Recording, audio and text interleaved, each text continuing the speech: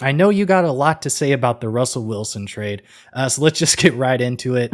Obviously, Russ and I think a fifth round pick going to Denver for Noah Fant, Shelby Harris, Drew Lock, two first round picks, and I think a third somewhere in that. But yeah, what I know your opinion, but let's hear it for sure.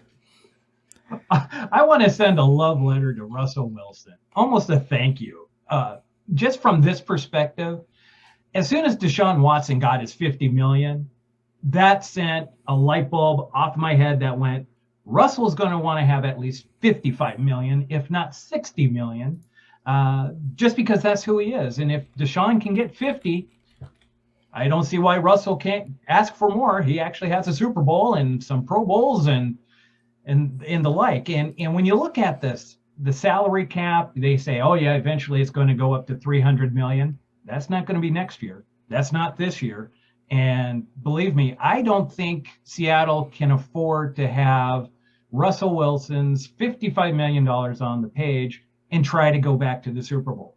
In fact, I don't think any team out there is going to be able to do that with these high-priced quarterbacks very much longer, because the other guys are going to want their share too. So I think, for Russell, he hasn't signed an extension as far as I know. No, so not yet. He's only on a 1-year contract with Denver. And if he doesn't sign, if I'm in Denver, I'm getting a little nervous, especially if the season starts up, because that just tells me Russell is looking for somewhere else after this year in Denver. So they need to get on the ball and get him signed up to a long-term deal, or else I guarantee you Russell will not be in Denver after this season. Well, I mean, exactly. 1-year rental, and you don't know. Like maybe Denver is not a good fit, and all of a sudden you've traded all these picks away to Seattle. A quality defensive tackle, quarterback prospect that may or may not turn into anything. But at least Noah Fant, if he's in that right system, could be a good player. So it could backfire completely on them. And then you got to look at it too. Like the AFC West, basically Russell Wilson got there, and all of a sudden every other team is loading up. I mean, the Chargers, Khalil Mack, Joey Bosa, J.C. Jackson, Derwin James. The Raiders, Max Crosby is going to be coming off the end with Chandler Jones on the other side. Like, you just joined a worser division. Like, you were in the NFC West already. That was one of the hardest divisions in the league. And you just joined the harder division now, going to the AFC West.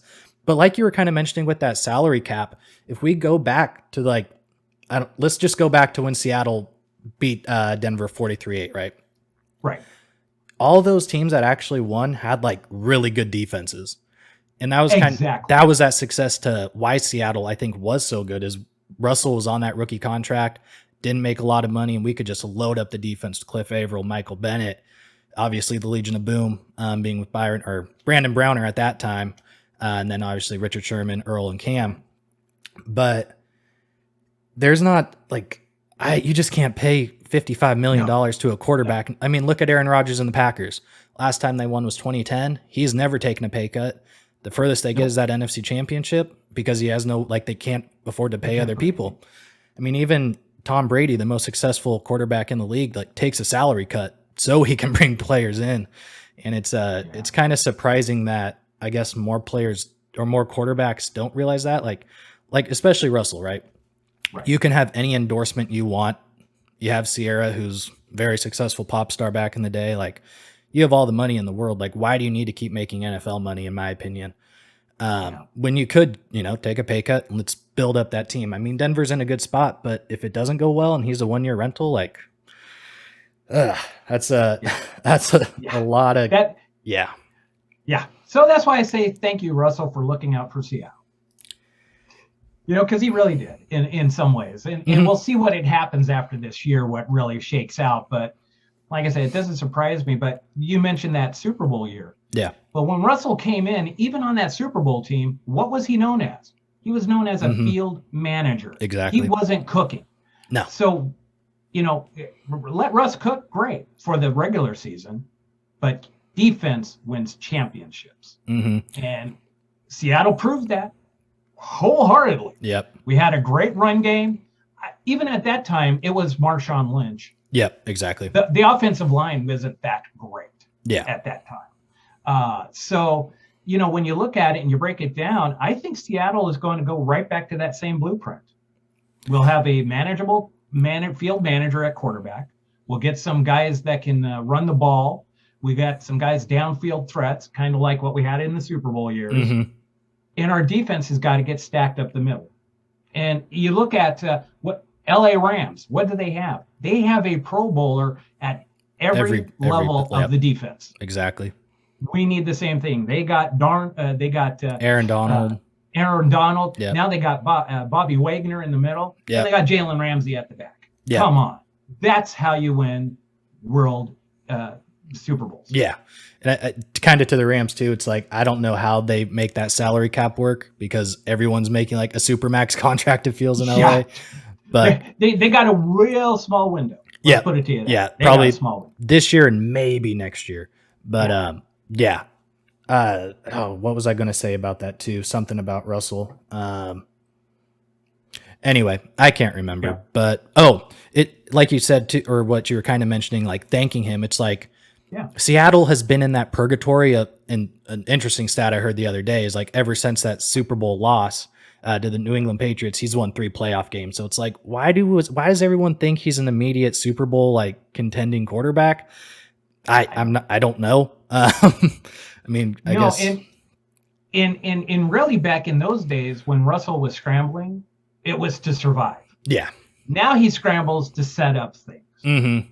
And I don't think that's working anymore. No. Teams can plan for that. Yeah. I mean, it does help with I guess the receivers he has there, but back to like kind of being in that it's that constant cycle of we make the wild card, maybe you win it, but you're probably going to lose it based on the recent results, or you make the divisional, you go play Green Bay and you know you're going to lose. So it's almost nice that he did leave so Seattle can start that rebuild process. I mean, the Rams, they're going to be good the next few years and they just re-signed Matt Stafford.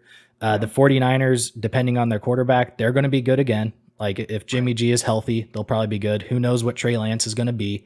But he potential. I mean, he was the number 3 overall pick. He's got to have some sort of ceiling there. At least San Francisco thinks.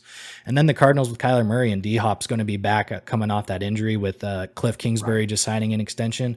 It's almost like the perfect time for Seattle to be like, Russell, it was a great few years that we had with you, almost a decade, but we need to go into rebuild mode and just build up our capital, especially after all the picks we lost to that Jamal Adams trade. And then I think there was another one that we wasted a bunch on too, but yeah, it's actually kind of a benefit. It's going to be tough for Seattle. I mean, we're going back to like the 2009 year where we draft Aaron Curry and, and those just, just like rough few years, where we went to the Super Bowl in 2005, sucked for a while. Pete comes in, Russell, now we're good again, but it's worth it in the long run, I think, for sure. Just getting rid of him now instead of just holding on, maybe he plays another 10 years with Seattle and we're just in that cycle of, hey, we made the playoffs, great, but we didn't do anything with it. Yeah, I'd much rather have us go back and reset up the defense because, yes, do you need to have a quarterback? Yes, I wholeheartedly agree. You do have to have a quarterback. That needs to be at least serviceable. Yeah. And that won't be causing you, tons of turnovers. Right. We've seen those quarterbacks here in Seattle too, unfortunately. Yeah. But I think if we can go back to the defense, because if you look at the Rams, you look at San Francisco, even the Cardinals, what do they all have? Defense. So it's great defenses at that too.